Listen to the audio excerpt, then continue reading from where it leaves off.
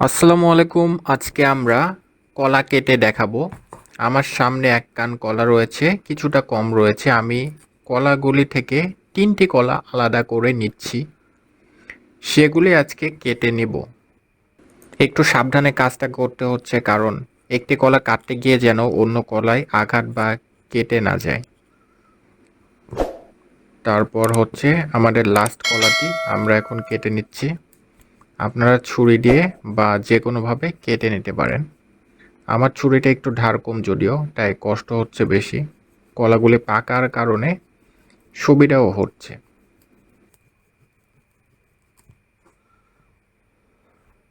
তো চলুন এবার প্রথম কলাটি আমরা কাটা শুরু করে দেই।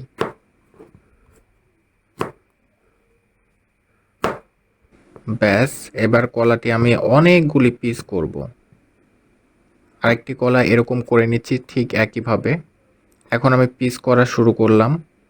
দেখুন, 1 2 3 4 5 6 7 8। আমি কোনো ডেকোরেশন করিনি, জাস্ট স্ট্রেট ফরওয়ার্ডভাবে কেটে যাচ্ছি। সাধারণত এভাবে আপনি অনেকগুলি পিস করে দিতে পারেন। এখন আমি আরেকটি কলা নেব এবং সেগুলি পিস করব। এই কলাগুলি সাইডে রাখলাম।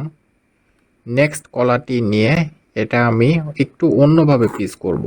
এটার পিসগুলি একটু বড় করার চেষ্টা করব। মাঝখানে কেটে নিলাম এবং দুটি দেখতে পাচ্ছেন কত সুন্দর, এবং দেখলে খেতে ইচ্ছা করে। তারপর এখানে একটি পিস করলাম, আর ওই পাশে আরেকটি করব। 4 টুকরা হয়ে যাবে। সো দেখতে পাচ্ছেন পার্থক্য।